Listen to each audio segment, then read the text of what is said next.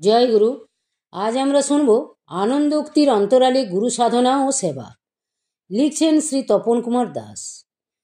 জয় গুরু। हमसे क्या दीक्षा लेगा, उससे लेना, हमसे लड़का बहुत बड़ा हो गया।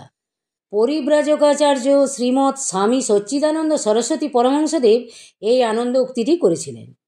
এই উক্তির পটভূমি একটি বিশাল গুরুত্বের সাক্ষী রাখে। তাই আমার গুরুদেবকে স্মরণ করে গঙ্গা জলে গঙ্গা পূজার ন্যায় আনন্দ উক্তির সার্থকতা আলোচনার চেষ্টা করি।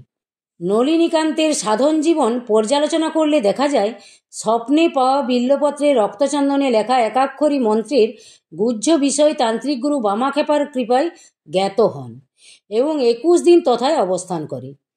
এক রাত্রে সাধনায় মায়ের দর্শন পান।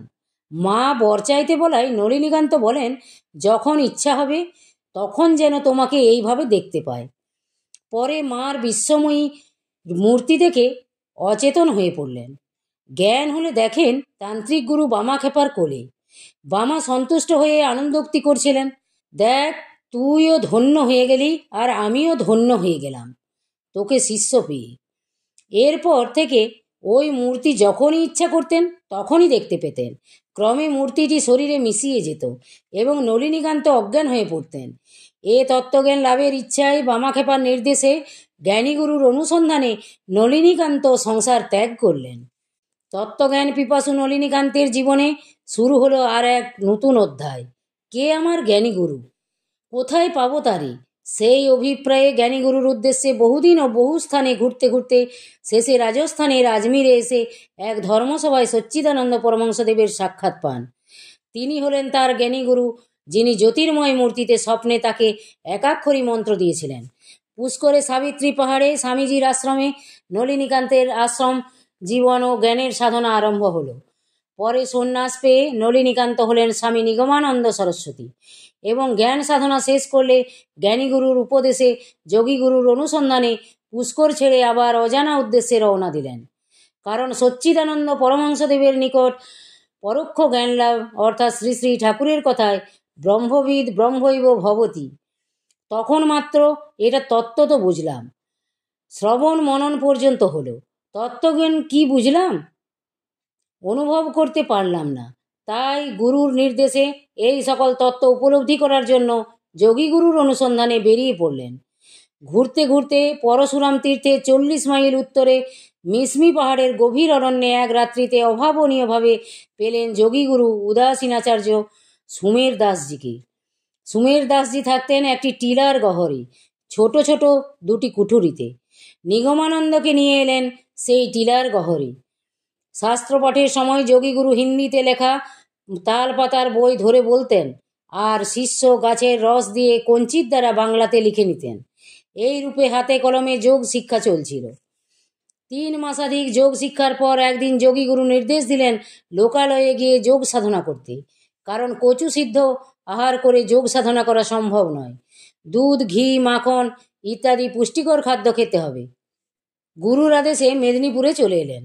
মেদিনীপুরের হরিপুর গ্রামের জমিদার সারদা প্রসাদ মজুমদারকে রাত্রে যোগীগুরু সুমের দাসজি স্বপ্নে নিগমানন্দকে যোগ সাধনার জন্য সাহায্য করতে বললেন।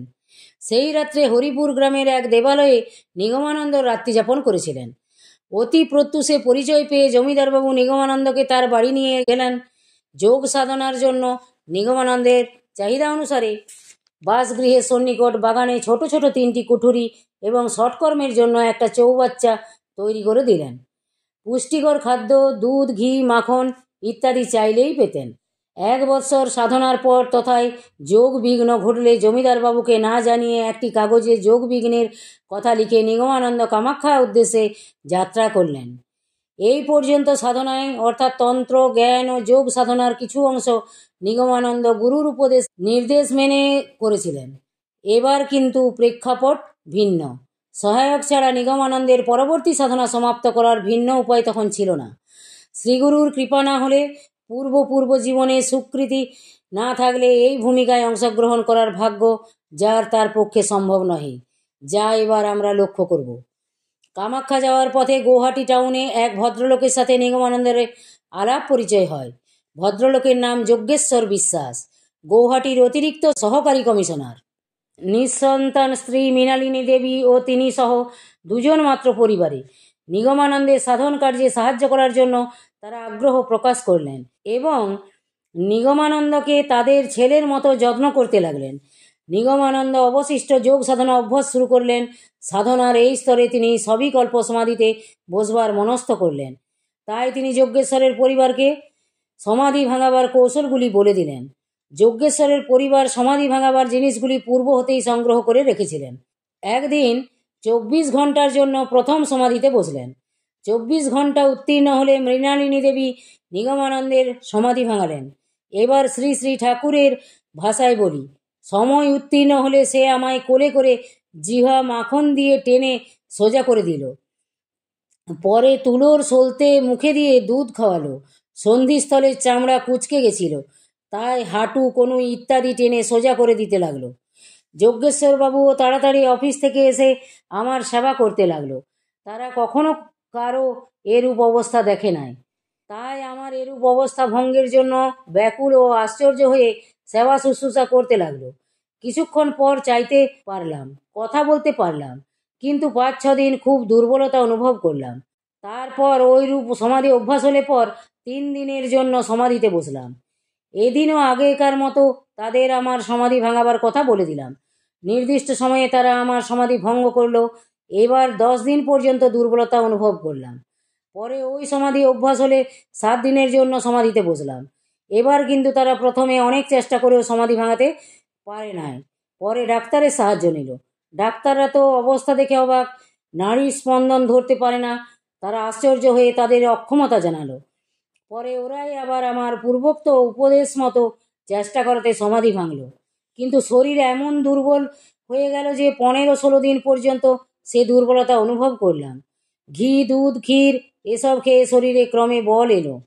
এরপর এখানে লোকজনের যাতায়াত আরম্ভ হলো। আমার তখন এমন অবস্থা যেখানে সেখানে বসলেই সমাধিস্থ হয়ে পড়ি। তাই লোকসঙ্গ ছেড়ে মাঝে মাঝে কামাখ্যা পাহাড়ে যেতাম। আমরা দেখলাম নিগমানন্দজি প্রথমে 24 ঘন্টা, পরে 3 দিন, তৎপরে 7 দিন সবিকল্প সমাধিতে বসেছিলেন। পরে একদিন সাধনার চরম প্রাপ্তি অর্থাৎ নির্বিকল্প সমাধি লাভ করলেন। নির্বিকল্প সমাধির পর জ্ঞান হলে তিনি গুরু। এই বিশেষ জ্ঞান নিয়ে তার উত্থান হয়। তিনি সর্বত্রই নিজেকে গুরু বলে অনুভব করতে লাগলেন। তখন নিগমানন্দের মুখমণ্ডল জ্যোতির্ময় হয়ে থাকত। চোখ দিয়ে জ্যোতির ঝলক বেরোতো, এমনকি ওই রশ্মি বাইরে ছড়িয়ে পড়ত। এরপর নিগমানন্দজি জ্ঞানী গুরুর নিকট যাওয়ার ইচ্ছা পোষণ করলে মৃণালিনী দেবী ও যজ্ঞেশ্বরবাবু তার জ্ঞানী গুরুকে দেখতে চাইলেন এবং নিগমানন্দ জ্ঞানী গুরুকে দেখাবেন বলে কথা দিলেন। সেই বৎসরই উজ্জয়িনীতে কুম্ভ মেলায় পৌঁছে দেখলেন এক জায়গায় সাধুদের সভা বসেছে। সেই সভার সর্বোচ্চ আসনে অর্থাৎ সভাপতি কুম্ভমেলার সভাপতি সিঙ্গেরি মঠের মঠাধীশ শঙ্করাচার্য শ্রীমৎ স্বামী সচ্চিদানন্দ শিবাবি নব নৃসিংহ ভারতী জ্ঞানীগুরু সচ্চিদানন্দ পরমহংস ও প্রমুখ মহাত্মাগণের উপস্থিতিতে কুম্ভমেলায় সমবেত বিরাট সাধুমণ্ডলী শ্রী নিগমানন্দকে পরমহংস উপাধিতে ভূষিত করেন। পুষ্কর আশ্রমে এসে জ্ঞানীগুরু সচ্চিদানন্দ পরমহংস শ্রী নিগমানন্দ পরমহংসকে তার গদি নিয়ে মহান্ত তথা গুরুগিরির ভার অর্পণ করে তিনি বিশ্রাম নিতে চেয়েছিলেন, কিন্তু শ্রী নিগমানন্দ বাংলায় তার উপযুক্ত স্থান হিসাবে মত প্রকাশ করায় গুরুজি সম্মত হলেন। তাই শ্রী নিগমানন্দ তার জ্ঞানী গুরুকে নিয়ে সরাসরি গৌহাটি যজ্ঞেশ্বর পরিবারের নিকট আসলেন। কিছুদিন তথায় অবস্থানের পর বিদায় দেবার পূর্বে যজ্ঞেশ্বরবাবু স্বামী সচ্চিদানন্দ পরমহংসদেবের নিকট দীক্ষা প্রার্থনা করলেন। তখন জ্ঞানীগুরু বললেন, আমার কাছে কি আর দীক্ষা নেবে? ওর কাছ থেকে নাও। আমার চেয়ে ছেলেটি বহু বড় হয়ে গেছে। যা হিন্দি ভাষায় তার এই আনন্দ উক্তিটি প্রারম্ভেই উল্লেখিত হয়েছে। এই যজ্ঞেশ্বর পরিবারকে দিয়েই জ্ঞানীগুরু শ্রী নিগমানন্দের গুরুগিরির সূচনা করলেন। পুত্র স্নেহে সেবা করে যাকে পরমহংস হতে সহায়ক ভূমিকা পালন করেছেন, সেই শ্রী শ্রী ঠাকুর নিগমানন্দ যে কত বড় শক্তিধর মহাপুরুষ হয়েছেন, যজ্ঞেশ্বর পরিবার তা কল্পনায়ও আনতে পারেন নাই। পরমহংস নিগমানন্দ দেবের ভাষায়, তবু না ভরিল চিত্ত। কাশীতে স্বপ্নে মা অন্নপূর্ণার নির্দেশে হিমালয়ের অভ্যন্তরে গৌরীমার আশ্রমে গিয়ে শ্রী নিগমানন্দ তাহার নিকট ভাবের সাধনা শিক্ষা করলেন। এই সময় গৌরীমা শ্রী নিগমানন্দকে বললেন, আমি সারা জীবনটা তোমার প্রতীক্ষায় বসিয়া আছি, কবে তুমি আসবে, কবে এই প্রেম প্রবাহ জগতে প্রবাহিত করাইবে। আজ তোমাকে পাইয়া আমি ধন্য হইয়াছি। যে নর দেবত্ব প্রাপ্ত হইয়াছে আর যে নারী আহ্লাদিনীর স্বরূপ লাভ করিয়াছে, তাহাদের উভয়ের মিলনে আজ এ স্থান কৈলাস বা বৈকুণ্ঠে পরিণত হইয়াছে। অতএব যজ্ঞেশ্বরের বাড়ি গৌহাটি চলে আসলেন ভাব সাধনা করতে। 3 মাস ভাব সাধনায় রত ছিলেন। এই সময়ে যজ্ঞেশ্বর বাবুর বাসায় অবস্থানকালে শ্রী শ্রী ঠাকুরের প্রেমোন্মাদ উপস্থিত হইল। যখন এই ভাব তাহাতে প্রকাশিত হইত, তখন একাধিক্রমে 3-4 দিবস পর্যন্ত একভাবে কাটিত। কেশগুলি সজারুর কাটার ন্যায় ঊর্ধ্বমুখী হইত, নেত্রদয় জবা ফুলের ন্যায় লাল হইত, দৃষ্টি শূন্য হইত, লোমকূপগুলি শিমুলের কাটার ন্যায় ফুলিয়া উঠিত, অঙ্গের বস্ত্র খসিয়া পড়িত। যজ্ঞেশ্বর বাবুর স্ত্রী কটি দেশে বস্ত্র বাঁধিয়া দিতেন। দিবানিশি চোখ দিয়া অবিরল ধারায় অশ্রু ঝরিয়া পড়িত। কখনো কখনো নেত্রপ্রান্ত বা লোমকূপ দিয়া রক্ত নির্গত হইত। এই অন্তর্বাহ্য ভাবের কালে কাপড়ে অসাড়ে বাহ্য প্রস্রাব হইয়া যাইত। যজ্ঞেশ্বর বাবুর স্ত্রী নিজ হস্তে সেই মলযুক্ত বসন খসাইয়া শরীর পরিষ্কৃত করিয়া নতুন বস্ত্র পরাইয়া দিতেন। দিনের পর দিন না খাইয়া থাকিতেন। যজ্ঞেশ্বর বাবুর স্ত্রী নিজ হস্তে তাহাকে জোরপূর্বক খাওয়াইয়া দিতেন। কতক বাহিরে পড়িত, কতক বা গলাধকরণ হইত। আহার করানো, মলমূত্র পরিষ্কার প্রভৃতি নিজ হস্তেই করিতেন। শ্রী শ্রী ঠাকুরের 4 জন গুরুর মধ্যে প্রথম তান্ত্রিক গুরু বামাক্ষেপা। শ্রী নিগমানন্দ মায়ের দর্শন পাওয়ার পর আনন্দের আতিশয্যে বলেছিলেন, দেখ, তুইও ধন্য হয়ে গেলি আর আমিও ধন্য হয়ে গেলাম তোকে শিষ্য পেয়ে। দ্বিতীয় জ্ঞানী গুরু সচ্চিদানন্দ পরমহংসের আনন্দ উক্তিতে শিষ্যকে বড় করে দেখার আনন্দের বহিঃপ্রকাশ লক্ষণীয়। তৃতীয় যোগী গুরু উদাসীনাচার্য সুমের দাসজি প্রথম সাক্ষাতে শ্রী নিগমানন্দের পূর্ব জীবনের, বর্তমান ও ভবিষ্যৎ জীবনের অনেক গুপ্ত কথাই তাহার নিকট প্রকাশ করেছিলেন, যাহা ভবিষ্যৎ কর্মপন্থায় শ্রী শ্রী ঠাকুরকে প্রেরণা জুগিয়েছিল। চতুর্থ গুরু গৌরীমা শ্রী নিগমানন্দের হৃদয়ে প্রেমের সঞ্চার করেছিলেন এবং বলেছিলেন তিনি সারা জীবন শ্রী নিগমানন্দের প্রতীক্ষায় ছিলেন। আমরা লক্ষ্য করি পরবর্তী 2 পথের সাধনায় অর্থাৎ যোগ ও ভাব সাধনায় মৃণালিনী দেবী সহায়ক ভূমিকার সংশ্লিষ্টতা আছে। প্রথমে অপুত্রক হিসাবে বাৎসল্যভাবে সাধু সেবা ও পরে গুরুর সাধনা সহায়ে গুরু সেবা। এইভাবে গুরুকে বাৎসল্যভাবে সেবা জগতে বিরল। ঈশ্বর ইচ্ছা না হলে বা এরূপ সেবা করার সৌভাগ্য নিয়ে না জন্মালে কেউ কি বা কোনো নিঃসন্তান পরিবারই বা কি এই সুযোগ লাভ করতে পারেন? নিশ্চয়ই পূর্ব জীবনের যোগসূত্র ছিল, সেসব এই অভাজনের নিকট অজ্ঞাতই রয়ে গেল। মা সুধাংশুবালা নাস্তিক নলিনীকে আস্তিক নলিনীতে রূপান্তরিত করেছিলেন তার মৃত্যুর মধ্য দিয়ে, আর মা মৃণালিনী দেবী নিগমানন্দকে সেবা সহায়ে পরমাংশ গড়ার কাজে সহায়ক ভূমিকা পালন করেছেন। অধিকন্তু তিনি ভাব সাধনায় আপ্লুত ও অপ্রকৃতিস্থ পরমহংস শ্রী নিগমানন্দের সেবায় নিজেকে উজাড় করে দিয়েছেন।